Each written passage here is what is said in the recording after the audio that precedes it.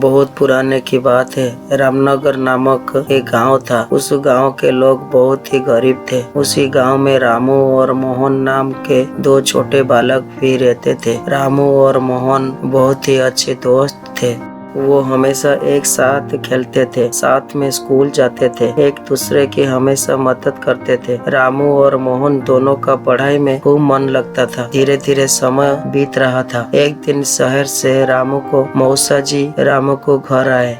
रात में भोजन करने के बाद रामू के मौसा ने देखा कि रामू एक छोटे से दिया के उजाले में बड़े ध्यान से पढ़ रहा है। उन्होंने रामू से कुछ सवाल किए, जिसका जवाब रामू ने बड़े उत्सुकता से दे दिया। रामू की पढ़ाई में लगन देखकर उसके मौसा जी ने उसको अपने साथ शहर लेकर चले आए और एक अच्छे स्कूल में नामांकन करवा दिया।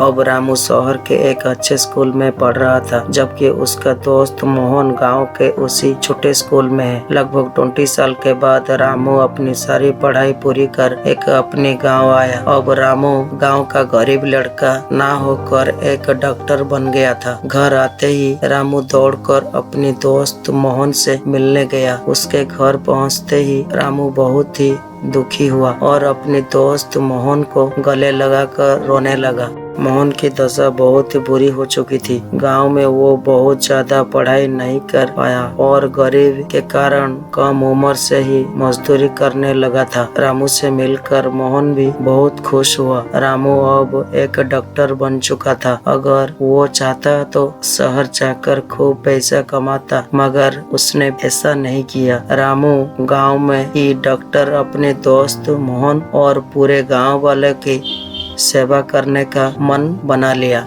रामू ने गांव के बंगले में ही एक छोटा सा अस्पताल खोल दिया और अस्पताल का सारा प्रबंधन मोहन को दे दिया। रामू और मोहन दोनों ने खूब मन लगाकर काम किया और कुछ ही सालों में एक छोटा अस्पताल बहुत बड़ा अस्पताल बन गया। इसी प्रकार से रामू ने अपने दोस्त मोहन को गरीबी से निकाला ही नहीं, अपितु साथ में समाज सेवा भी किया। कहानी अच्छी लगी हो तो अपने दोस्तों के साथ जरूर शेयर करें।